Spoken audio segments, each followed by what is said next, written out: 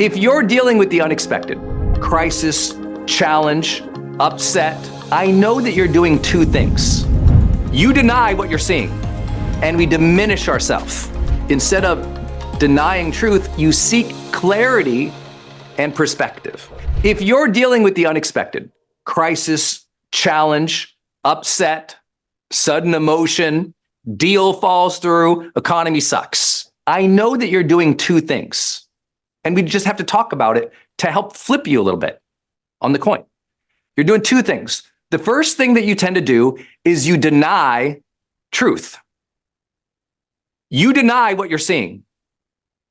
The unexpected, you're in a state of denial, right? You don't want to face it, so you deny it, you detach it, you don't engage it, right? You pretend that that person just lied, didn't just lie to you. You pretend that you didn't just feel that. And so you're just denying. And when the unexpected happens, we just deny it. Usually human conditions, because we're so pattern driven, we deny it too long. You denied all the signals too long that that partner, that spouse was a jerk, right? And then one day it came to a head, but you saw it, but you denied it. We do that in our personal relationships and our businesses. The second thing, though, that's even more poisonous, to use some dramatic language with you here today, the second thing that we do with the unexpected is we diminish ourself. So we deny the external reality and we diminish ourselves. I suck. I'm not capable. Here I go again. I'm not worthy. I'm not good. I'm an embarrassment. I'm a failure. And you take a change in the world and you diminish self. This leads to shame, guilt, self-frustration, self-anger. And both of these things, denying truth and diminishing self, it stops you. It's like you're dead. You're almost dead in your tracks. You just freeze. You don't engage. You don't see. You don't recognize. And so I'll tell about the other side of the coin when it's adaptive behavior. But this is the maladaptive. Deny and diminish self. Lack of belief, right? An external thing happened. I lowered my belief because I didn't expect that. So I've attached self to external circumstance. I've attached my emotion, right? Enthusiastic or doubtful, to an external thing. And so we let the external thing take us for a ride versus, as like Marcus Aurelius talks about, I love his metaphor of your job is to be the rock and the waters flow all around that. And what that meant is you have a character, you have a disposition, you have a belief about life. And the water, you know what, that circumstance, even emotion, it's flowing all around, but you're going to find your center and you're going to be strong in self, even if, you have to be adaptive. Now, our other friend, Bruce Lee, he was like, no, be water, be loose, be flexible, flow around things. So you find the metaphor that you like, but both the intent is to deal better with these things. And both the intent was don't take it personally. And I think that's a big thing, loose versus strictness. When something happens, can I be loose with it? Or do I feel like it has to be strict? The expectation, the behavior, the tightness, the perfectionism, the tension that happens in strictness. When someone has a strict belief about how it has to go, when they believe everyone has to act in this exact way, so there's a strictness to it. Some people, when strictness is taken to the ultimate, we call that perfectionism, right? We call that an OCD disorder. Like we get into when strictness swings way too far over there. And we have to realize it's a pendulum. That you can be loose with some things and strict with others. And one of the first things I'll do with people is like, when they're having a lot of emotion about something, I'm like, where are you on that right now? You're loose or strict? Let's walk through your thoughts. What are your thoughts here? And we'll just try to get it more balanced. Not perfected, but they probably swung one way or the other, right? And if we can help them understand being a little bit more flexible with their responses, a little more flexible with their expectations, they tend to really broaden their life experience. You know, if the kids have to be perfect every single day and you're really strict with them to get that compliance, that feels very differently in the household. But we forget that also translates into other communities, like our office, like our team, like how that Zoom call went. Like, did you reply to that email perfectly? The more strict we tend to be, it's a very difficult dance because, of course, that strictness, there's an excellence to that, right? There's, I want to perfect it. I want to get it more excellent. So I can't be too loose. And it's a dance. But the only people who ever deal well with that spectrum, if you will, or that pendulum, is they've developed some capabilities in self-mastery. They've learned something about self-regulation. They've learned something about the topics we've talked today. So they're a little more fluid and dynamic. This is what made Bruce Lee so famous. He came up in Wing Chun and became so incredibly strict to that perfect punch, that perfect kick, that perfect parlay. He was perfect at it. But then he realized that was actually holding him back in real life fights and scenarios. And he had this aha. He's like, I'm trying to do this move to counter out that move because I've been told that's the move and I got to be positioned this way. And he's like, I got to learn to dance a little bit in these fights and these struggles with life. And Jeet Kune Do came from that. His practice, that's his art. His practice, his martial art of Jeet Kune Do was a greater flexibility, a greater meeting the moment where it is, and still having the skill, like you've practiced the skill, but then in the fight, you're a little more loose, right? Same thing happens with all the athletes I work with in MMA or in boxing. They're the same thing. They have trained and trained and trained and trained. And in the moment, in the ring, there has to be a certain adaptability, flexibility, meet it where it's at.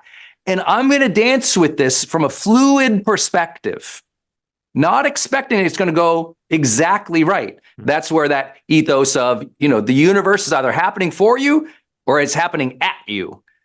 And it's where that idea is, gosh, are all these things I'm seeing external, are they stacking up and they're going to wreck my life and I'm going to be ruined and things are going to become more scarce and I don't have any control in them because they're deterministic. It's just happening to me.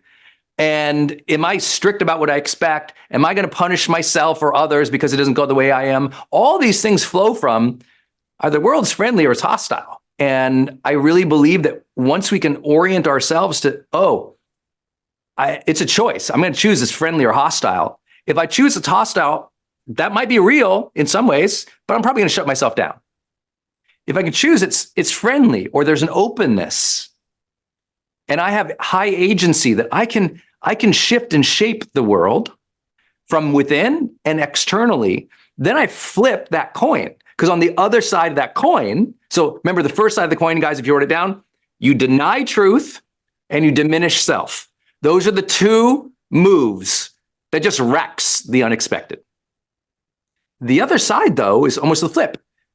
The other side is instead of denying truth, you seek clarity and perspective. Seek clarity is really the first habit of every high performer I've ever met. The second one is instead of diminishing self, you organize self.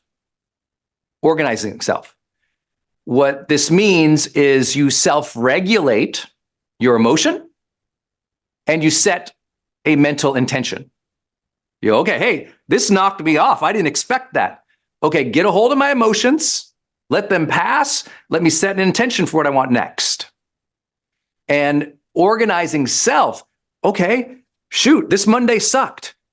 It's Tuesday. What am I going to do about it today? What's the plan of action? And instead of sitting and waiting and disengaging and crapping on yourself, instead you summon yourself and go, okay, it's on me. I'm the CEO here. I got to deal with it. I'm the one in charge of this deal. It sucks. What's the best way I can deal with it? You take accountability and ownership and you step in by organizing your mind, your body, your resources, your tools, your day to deal with it. And I think this is the big shift that people make. It's a big change. It's like an aha moment when they realize, oh, I can make an impact here. I can do something about this, even if it's small. You organize yourself. It's like you have to find a stability in self to know what the needle movers are to move your life forward and to know the difference between the noise. Because guess what? The noise always sounds urgent. The noise always sounds important. So you're probably not going to gauge it on that because everyone's going to say it's important and everyone's going to say it's urgent. You have to discern, does it affect the core disciplines and needle movers or levers of your life? And are those things you have to adjust? And I think when you learn that, I can't tell you how many coaching sessions I have to do with people who are literally paying $1 million a year to coach with me, where I just have to say, it sounds like you don't really need to focus on that. And they're like, what? I'm like, sounds like a lot of noise. Let's get back to the core. What are the levers you're working right now? And I think when you learn to do that even better, that's how you reach those higher levels of performance. And everyone's kind of shocked that you're progressing through all the noise that's bogging them down. And I think the ultimate test for everyone here is, are you getting freaked out too much? That's really the question. It doesn't mean that we can't have emotions that come up. And it doesn't mean that a lot of life isn't unsettling.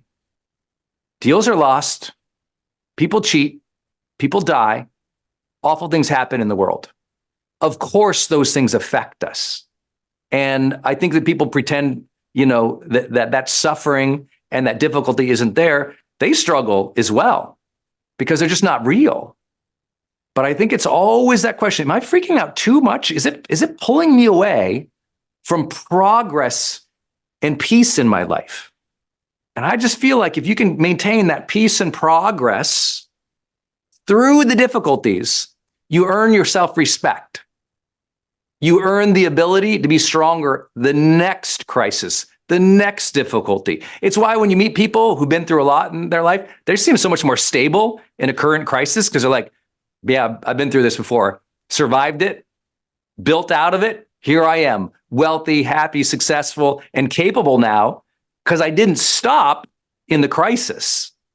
I built myself up through the crisis and after the crisis. And that self-respect and that momentum that they got when everyone else was diminishing themselves and stopping becomes such an unfair advantage. Everyone thinks you're some kind of unicorn.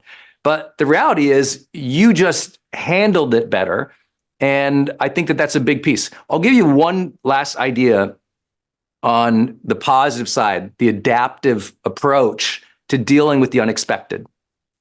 And this is the idea that you can insert your role before the reaction. So stimulus happens. Most of us go right to response. When you have high agency, you know that stimulus happens, and instead of going to response, there's not just a pause there, there's a check against my role. What is my role in this situation? I'll give an example. If you're a mom and your role is, I'm a loving mother, and your kid does something to wreck your house, right? It's very easy to absolutely freak out on this child. But the best moms have this input where it goes, wait, I'm a loving mom. Now let me behave from that versus the fact that I want to kill this person, okay? So when we check into it, same with the CEOs here, with your office, you know what? You're not just like everybody else. You play a different role. You've got to be the person who holds the energy and the character of that office. And so you don't get to participate in the trite and the gossip like everybody else does. You're in a different role. Even though you want to gossip, even though you want to talk about the stupid things, even though you want to take the day off, you have a different role. And once you level up your identity in any circumstance, now there's a different intention. So my role is, oh, you know what? I'm the CEO here. You know what? Here, I'm the loving husband here. Oh, you know what? Here, I'm the best friend here. When we check our role for a second, our reactions tend to be more elevated with intention. You become more conscientious when you're bouncing it against a positive and important role or identity. And so if you find yourself overly reactive, you got to teach yourself about that center again. What's my role here? What matters here? Should I engage in this? How would I engage in this if I am a role model, to use another language? I think role model responses is a high demand of people. And I think it's one reason I've gotten so many breakthroughs with my clients. I check them back in your role. Said, hey, you said you loved this woman. You said that you wanted to be a loving husband. And what I'm hearing right now is you're acting from your lower self, not your role. Hey, my friends, it's Brendon Burchard, and I'm excited to welcome you to the brand new Growth Day. We are happy to roll out 3 brand new features that will help you on your personal development journey. First, our brand new growth streaks and rewards. Every day you come into Growth Day, and we will give you that daily inspirational life strategies so you can listen to an audio, but then create your journal, your checklists, and your habit tracking to truly experience an extraordinary quality of life. We will also roll out to you the world's best AI life coach. This AI life coach has been trained on almost 20 million words of my deep dive training in high performance, motivation, and psychology. And third, all access pass to the world's greatest personal development teachers, coaches, and trainers. These are the world's best, highest paid keynote speakers, coaches, and teachers who can really take your life to a deeper level because we have over 400 classes, over 40 deep dive courses, and those are available to you right now, all in Growth Day. Lasting change begins with a daily personal growth practice, and that is why you should be using Growth Day. I can't wait for you to use it and to level up your life and become more. Go get your growth streak and Growth Day right now.